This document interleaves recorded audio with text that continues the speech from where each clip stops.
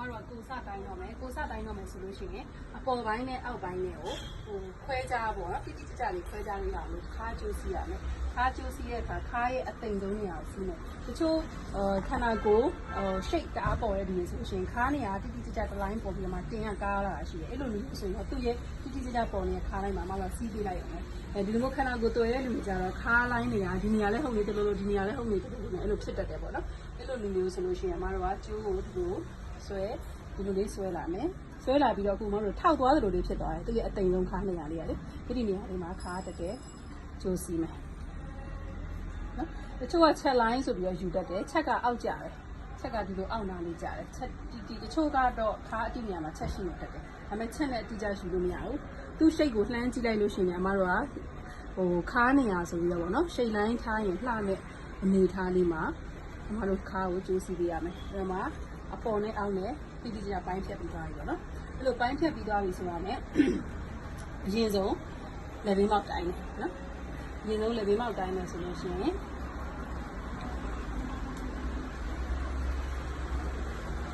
်လိုချင်ပါတယ်လက်ဘေးမောက်တိုင်းတဲ့အခါအမတို့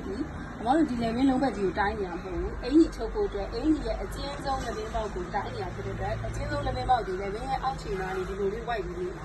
နော်အဲ့တော့အမတို့ကလက်ဘေးကြီးကိုဒီလိုတိုင်းမရဘူးဒီအောက်နားလေးကနေဒီလိုလေးတိုင်းရမယ်ဒီမှာရှိတဲ့အရှိကိုဆိုရမယ်ဟုတ်ပြီနော်ဂျားထဲမှာလက်ကလေးတစ်လုံးခံပြီးတော့ဒီလိုလေးတိုင်းရမယ်အဲ့ဒါဒီအမတို့ရဲ့ဒါအကျဉ်းဆုံးလက်ဘေးမောက်နေတာပြီးရင်တိုင်းခံတဲ့လူကိုဒီလိုဘေးတစားနော်တိုင်းတဲ့လူကအတိုင်းခံတဲ့လူကိုဒီလိုမျက်နှာချင်းဆိုင်ကြည့်နေတဲ့အနေထားလေးနဲ့တိုင်းမယ်အဲ့ဒါကဘာတွေတိုင်းလဲဆိုရင်ရင်ခါတင်3 point အတွက်ကိုဒီလိုဘေးတစားအနေထားနေပြီးတော့တိုင်းမယ်ဒါလို့လဲဆိုတော့အမတို့ရဲ့ပေကျိုးအနေထားလေးကိုဒီအရှိရောအနောက်ရောကိုကအနေထားမှန်မှန်ချက်လုပ်လို့ရအောင်နော်ဒီမှာရင်ရဲ့အမောက်ဆုံးထိပ်ပေါ်ကိုတင်တယ်ဒီကြောပြည့်စုံတဲ့တက်တယ်ပေါ့နော်ပုံမှန်ကိုယ့်ရဲ့ pattern ကဘယ်လို pattern လဲပုံမှန်မူတည်ပြီးညီမတို့သုံးလို့ရတယ်ပုံမှန် pattern တွေဆိုလို့ရှိရင်တော့မတို့ဒီအရှိနဲ့အနောက်ပေကျိုးတက်နေတာမှာထားပြီးတော့ဂျားထဲမှာလက်တစ်လုံးခံပြီးရှိတဲ့အတိုင်းအတာလေးယူရဲတချို့ pattern တွေကလေးကျက်တက်တဲ့လူမျိုးတွေရှိတယ်အဲ့လိုလူမျိုးဆိုလို့ရှိရင်တော့အမတို့ဒီအနောက်ဘက်ကိုကြတော့ဒီအရှိနဲ့တစ်လိုင်းနဲ့အညီမဟုတ်တော့ပဲနဲ့ဒီမှာအမတို့ pattern ဆိုအဲ့လိုလေးသုံးရတယ်ပေါ့နော်ကို pattern သဘောတရားနဲ့ကိုတိုင်းစီပြီးတော့ချုပ်ကြည့်ပါအမတို့ပတ်တက်ဆိုရင်တော့အမတို့ဒီကြောပြင်ပုံကိုတင်လိုက်တယ်ဒီနားလေးတွေကပို့ကြီးရပေါ့နော်ဒီနေရာထက်ရင်းနဲ့တက်နေရာဆိုဒီအောက်လိုင်းမှာရှိတယ်ဒီနေရာကပို့ကြီးတယ်ဒီနေရာအထိအမတို့ကယူတိုင်းတယ်ကြောပြင်ပုံကိုအဲ့လိုတင်လိုက်တယ်အရှိမှကျတော့ရင်းရဲ့အမောက်ဆုံးထိပ်ပေါ်ကိုတင်တယ်ဒါကတော့ပတ်တက်သဘောတရားကွာနဲ့တိုင်းလေးနဲ့ကွာလေးဒီလိုထားပါနော်အဲ့တော့ဒီမှာဆိုရင်ရှင်ရပြီခါတော့မှလို့ရှင်းတယ်ခါလိုက်ကိုတိတိကျကျပိုင်းဖြတ်ပြီးသားဖြစ်တဲ့အတွက်အဲ့ဒီနေရာလေးကိုတိုင်းလိုက်ရမယ်လက်တစ်လုံးလေးခံတင်ကကြတော့တင်ရဲ့အမောက်ဆုံးထိပ်ပေါ်ကိုဒီလိုတင်တဲ့အရှိဘက်ဆိုရင်ဒီလိုပေကျိုးကအညီဖြစ်နေရမယ်နော်အဲ့လိုလုံးဘက်တွေတိုင်းတဲ့အခါမှာအညီကြီးတာတင်ရဲ့အမောက်ဆုံးနဲ့တိုင်းလိုက်တဲ့အပေါ်မှာဒီလိုကြီးဖြစ်တာလေဒါလည်းလုံးဝဖြစ်နေပြီပေါ့အနောက်ကြီးပဲကြည့်ပြီးတော့အရှိမှာပေကျိုးရောက်ရှင်လို့ရောက်နေရင်သူ့ရဲ့ဒီလုံးဘက်အစ်စ်ကိုမထွက်လာတော့ဘူးဒီလိုတိတိကျကျအရှိရောအနောက်ရောမြင်နေရမယ်အဲ့ဒါကြောင့်မတော့ဘေးတစားကနေပြီးတော့ကြည့်ခိုင်းမှာဟောအဲ့ဒါရပြီနော်ဒီခါတင်ရပြီဆိုအမားကြောဘက်လေးတိုင်းရမယ်ကြောဘက်အတွက်ကပါရီတိုင်းလဲဆိုရင်ပခုံးကြောကျဲခါကြ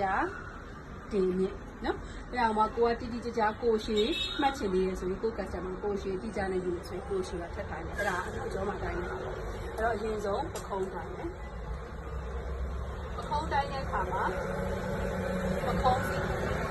စီရှိတယ်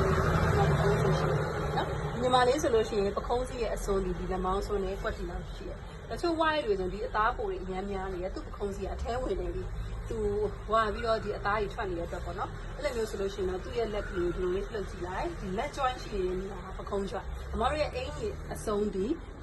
joint နေရာမှာစုံပါနော်ဒီပခုံးက joint နေရာမှာဒီလက်နဲ့လာဆက်မဲ့နေရာကိုပခုံးရဲ့အစုံမှတ်နေလို့ယူမှာဖြစ်တဲ့အတွက်ကြောင့်မလို့အဲ့လိုလေးဆက်လုပ်ရမယ်အဲ့တော့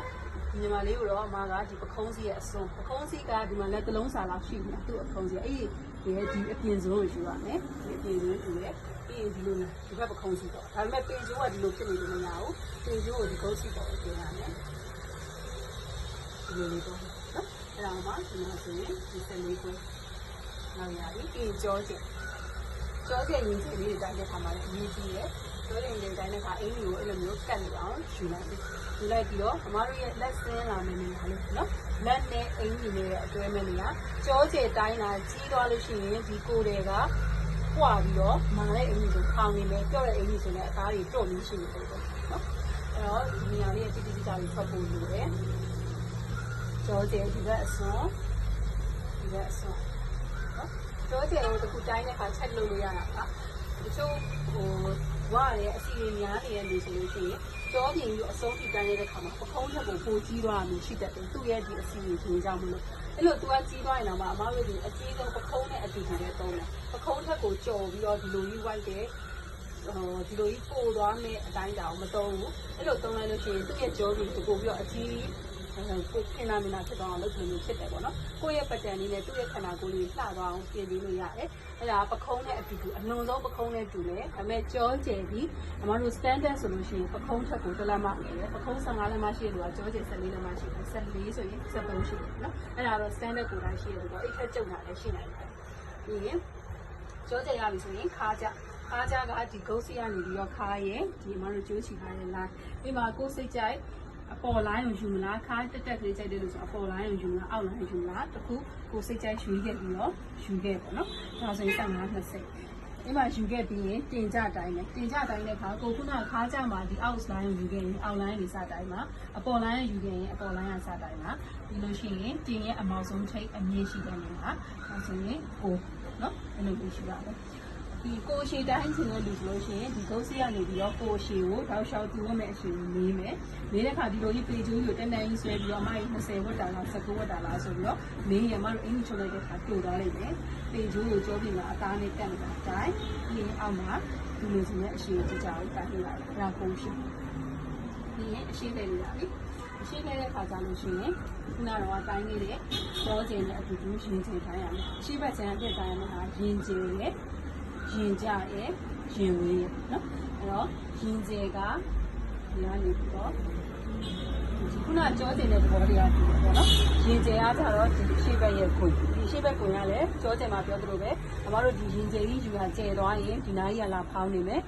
ပြော့တဲ့အသားဆိုလို့ရှိရင်လည်းဣကြတွဲကြပြီးတွန့်နေတယ်အဲ့တော့ဒါလေးတွေအတိအကျတိုင်းတက်ဖို့လို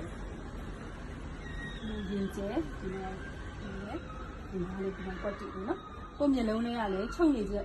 ဆက်ချုပ်တဲ့လူဆိုသိရမှာပေါ့နော်ကိုကဒီလက်အစင်းလေးရာဒီနားလေးဆိုနှာမလဲဆိုတာလေးရှိရတယ်စစချင်းတိုင်းချင်းမရှိသေးလို့ဆိုစတိုင်းကြီးခတ်လိုက်တယ်ပေါ့နော်ဂျားတဲ့ကိုလုံးဝယူမတိုင်းဘူးတချို့ကဒီလိုဂျားတဲ့ကိုယူတိုင်းလိုက်တယ်ယူတိုင်းလိုက်တဲ့ခါအမတို့လက်လာတက်လာရောအင်းကြီးဒီလိုကြီးပွားသွားမှာနော်ဒီနားကြီးမှလာတော့တော့မယ်အဲ့တော့ဒီထိတ်ကလေးကိုယူမယ်ပြီးရင် standard ရှိတယ်ခုနကမှပြောတဲ့ပခုံးကနေကြောစရာတလက်မငယ်တယ်လို့ကြောတဲ့ထဲရင်ကျဲတလက်မငယ်ကိုလုံးဝမတိုင်းတက်ဘူးဆိုလို့ရှိရင် standard နဲ့ယူလိုက်အဲ့ဒါလေးကအနည်းဆက်ဆုံးလှတယ်ပေါ့နော် standard 15အဆိုရင်ကြောကျ14ရင်ကျဲကို73ယူချုပ်ကိုလုံးဝမတိုင်းတက်တဲ့အချိန်ဆိုရင်အတိအကျတိုင်းတက်မှာပိုကောင်းတယ်ရင်ကျဲပြီးသွားရင်ရင်ကြကဒီကနေပြီးတော့ဒီပေါ်ကနေပြီးတော့ဒီရင်ရဲ့ sorry ဒီပခုံးဆက်နော်ခန္ဓာကိုယ်ရဲ့ line ဒီအမတို့လေးလိုက်ရေးကြည့်လိုက်မယ်ဆိုလို့ရှိရင်ဒီမှာလေးလိုက်ခွဲချမ်းသွားတဲ့ line လေးရှိတယ်အဲ့ဒီ line လေးကနေပြီးတော့ဒီရင်ရဲ့အမောက်ဆုံးထိတ်နေရလေးကိုရင်ကြဆိုပြီးတိုင်းမယ်ရင်ကြပြီးရင်ပေါ့တချို့ကလိုဝေးလို့လည်းခေါ်တယ်နော်စိတ်ကြိုက်ခေါ်တာအတိုင်းတာတူတူပဲပြီးရင်ဒီအပေါက်ဆုံးထိတ်ရဲ့အစွန်းအဲ့ဒီမှာဆိုလို့ရှိရင်ရေလုံးဒီတနေရာထဲမှာခြုံပြီးလုံးနေရမှာဟုတ်တာဖြစ်တဲ့အတွက်ကြောင့်အမောက်ဆုံးကဒီနဲ့ဒီကြားလည်းဟုတ်တယ်လို့ရှိတယ်ဒီနဲ့ဒီကြားလည်းဟုတ်တယ်လို့ရှိတယ်ပေါ့နော်အဲ့မှာအမတို့ဘယ်ဟာယူလဲဆိုတော့အမရင်ထိတ်လုံးရဲ့အစွန်းကိုယူတော့ဘာလို့လဲဆိုတော့အမတို့ကဒီရင်ကွာဝေးနှစ်ခုတိုင်းတာဒီထောင်းနှစ်ချောင်းအတွက်တိုင်းတာထောင်းနှစ်ချောင်းကဒီလိုကြီးလာစုနေရင်အင်းကြီးကလုံးဝမလှဘူးမိန်းကလေးတစ်ယောက်ကရင်ချီနေမှလှတယ်ရင်ချီတယ်ဆိုတာရင်ပြီးအပေါ်တက်နေတယ်ဒီလိုဘေးကိုကားနေတယ်အဲ့လိုရင်ချီနေမှလှတာဖြစ်တဲ့အတွက်သူ့ငကိုရင်ထက်ကိုကကြုံနေအောင်သွားဆွဲလိုက်လို့ရှိရင်အင်းကြီးကမလှတော့ဘူးเนาะပြီးတော့ခန္ဓာကိုယ်သူ့ထက်သေးတဲ့လူရဲ့အင်းကြီးကိုမတို့ကဘေးတီစာဖြုတ်ဝတ်ထားတယ်တူတယ်အဲ့လိုရင်ကျကျုံကလေးဖြစ်နေလို့ရှိရင်အဲ့တော့ရင်လေးကိုကြဲကြဲလေးတက်နိုင်သွားပေါ့နော်သူ့ပမာဏထက်ကိုဝေးပြီးတော့ဒီလောက်ကြီးပြီးတော့ယူလို့မရဘူးပေါ့သူရင်ပတ်လေလုံးလေးရှိနေတဲ့စီရဲ့ဒီအစွန်းပဲယူနေအဲ့ဒါလေးဆိုလို့ရှိရင်မတို့အင်ကြီးပုံဖက်လှတယ်ဒီညီမလေးဆိုလို့ရှိရင်66စိတ်လေးရတဲ့6ခွဲနော်6ခွဲဒါမှမဟုတ်66စိတ်လောက်ကြီးလှတယ်မတူပေါ်လေးလုံးဝမူတည်ပြီးတော့ယူလိုက်လို့ရတယ်ဒါလေးကဒစိမ့်နှစ်စိတ်กว่าလေးတယောက်နဲ့တယောက်အယူဆောင်မှမူတည်กว่าရှိတယ်ဒါပေမဲ့ပြဿနာမရှိဘူး ကဲအဲ့ဆိုအရှိဘက်တိုင်းလာပြီးပြီဆိုတော့အမတို့လက်အပိုင်းရောက်ပြီဂျိုင်းတိုင်းပဲဆိုရင်တော့ဖြစ်မနေခါထောက်ပါခါထောက်ပြီးသွားရင်ဒီမှာလုံးပတ်ဒီလိုနော်ဂျိုင်းပေါ်မှာဒီလိုတိုင်းမှာမဟုတ်ဘူးဂျိုင်းပေါ်လုံးဝတင်လိုက်မယ်ပေကျိုးနဲ့ဒီလိုလုံးပတ်တွေတိုင်းပေကျိုးနဲ့ခန္ဓာကိုယ်နဲ့ဂျားတွေကိုဒီလိုလက်လေးတစ်လုံး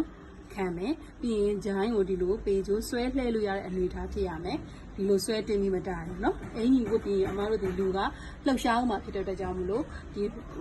လူခန္ဓာကိုလှုပ်ရှားမှလည်း flexible လိုက်နိုင်တဲ့အနေအထားပဲဖြစ်ရမယ်ဒီလိုလေးလှည့်လို့ရတယ်အဲ့ဒါဆိုရလာတဲ့အတိုင်းဒါလေးဂျိုင်းပြီးတော့ရင်လက်အရှိကအမတို့ခုနကတော့ကိုပကုံးတိုင်းခဲ့တဲ့အစွန်းကိုကိုမျက်လုံးနဲ့ကိုစိတ်ထဲလေးမှတ်မိနေရမယ်သူရဲ့ဒီလက်နဲ့ဒီအစွန်းကိုယူခဲ့တာလားဝါရဲ့လူဆိုလို့ရှိရင်သူ့ထက်ကြော်ပြီးတော့ဒီအသားနဲ့ချိန်ဆပြီးယူခဲ့တာလားဆိုတော့အတိုင်းဒါကိုမှတ်ထားဒီကနေမှအမတို့လက်ထိတ်ကိုစပြီးတိုင်းတယ်ဒီမှာလေးကိုအမကဒီပခုံးရဲ့အစွန်းကနေတိုင်းရတာဖြစ်တဲ့အတွက်သူ့ကိုအစွန်းကနေစတင်တယ်အမတို့ပတ်တန်ဆွဲတဲ့ရာအမတို့ဒီသူ customer ကလက်အတူဝတ်တာစကားဝတ်တာအရှိဝတ်တာအမတို့မမှတ်သေးဘူးအဲ့ဒါဒီဇိုင်းပေါ်မှာမူတည်မယ်ကိုတိုင်းအတွက်ကလက်ကို3 point တိုင်းကိုတိုင်းတယ်ပေါ့နော်လက်အရှိဆုံးတိုင်းမယ်